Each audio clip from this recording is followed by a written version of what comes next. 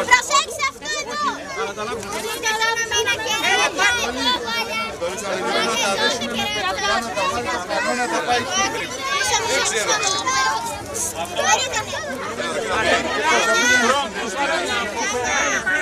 Ίσως το μεγάλο. Να πάω να με χαλάσω.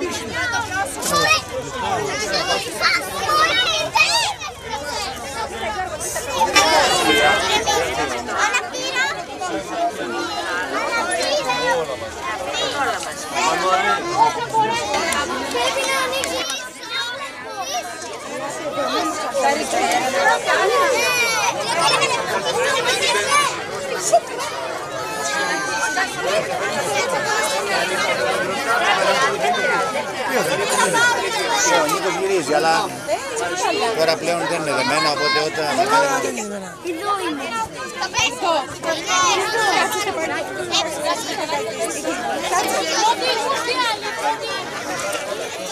Στράτο! Ποιος είναι φωτιά εκείνο? Εκεί έπιασε φωτιά. Άρτεμις. Ακόμα μένουν. Ήταν ένα μικρό καράβι που ήταν αταξιδευτό, που ήταν αταξιδευτό. Κι άλλο έχει. Σήμερα όμως ταξιδεύει, σήμερα όμως ταξιδεύει. Κάτσα στα παιδιά, ήταν ένα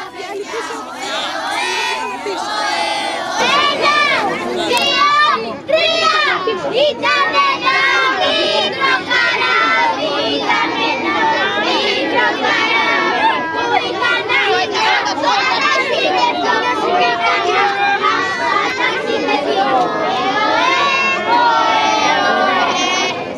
Σήμερα όμως ταξιδεύει, σήμερα όμως ταξιδεύει, πάει στην Αθήνα, κάτσα στα παιδιά, πάει στην Αθήνα, κάτσα στα παιδιά.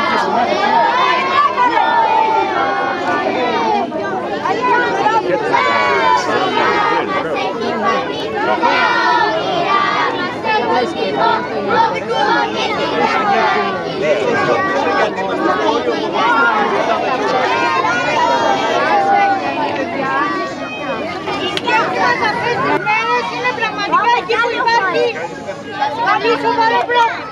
Δεκάδες παιδιά αυτή τη στιγμή δολοφονούνται στη Γερά γιατί το Ισραηλοί ανατινάζουν σχολεία, νοσοκομεία κλπ. Να πούμε ότι το μεγαλύτερο μπράβο ανήκει στα παιδιά και στην ευαισθησία που έδειξαν για το θέμα, στη σοβαρή δουλειά που έκαναν αυτές τις μέρες και συγχαρητήρια στους γονιούς για τη συμμετοχή τους στο εγχείρημα αυτών των παιδιών. Νομίζω ότι πραγματικά στις διακοπές μας μπορούμε να χαλαρώνουμε, αλλά να δείχνουμε και άλλες πλευρές της ανθρωπιάς μας, της ευαισθησίας μας και του πολιτισμού μας.